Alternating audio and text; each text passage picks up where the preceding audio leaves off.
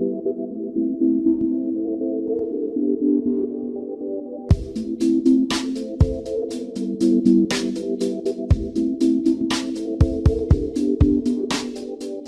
m'appelle Hélène Vessière, donc je travaille à Arte France, le pôle français d'Arte, chaîne franco-allemande européenne.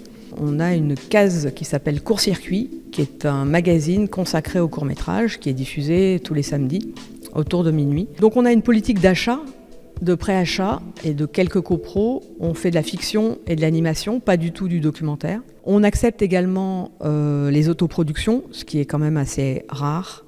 On accepte évidemment aussi les films d'école. Et puis donc on a la diffusion numérique sur arte.tv et également sur YouTube, puisqu'on a des chaînes YouTube cinéma et une chaîne YouTube court toujours. Le court-métrage, c'est aussi un lieu d'apprentissage, donc on peut apprendre entre copains et c'est comme ça qu'on arrive à avoir un peu d'expérience.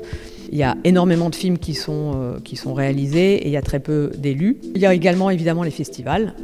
C'est un très bon moyen de diffuser et de montrer son court-métrage. Il y a plus de 300 festivals en France, donc c'est absolument énorme. Et je ne parle même pas des festivals évidemment à l'étranger. Et souvent, dans les festivals, par exemple, les grands festivals comme Clermont-Ferrand ou comme Annecy pour l'animation, il y a des marchés du film où les acheteurs, les distributeurs viennent aussi découvrir les nouveaux talents, hein, puisqu'on est quand même là pour ça.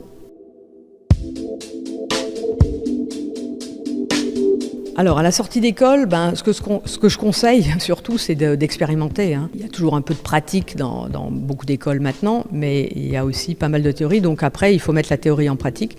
Et aussi, c'est l'occasion de se faire la main, soit à la technique, soit à la production, soit à l'écriture, soit à la réalisation.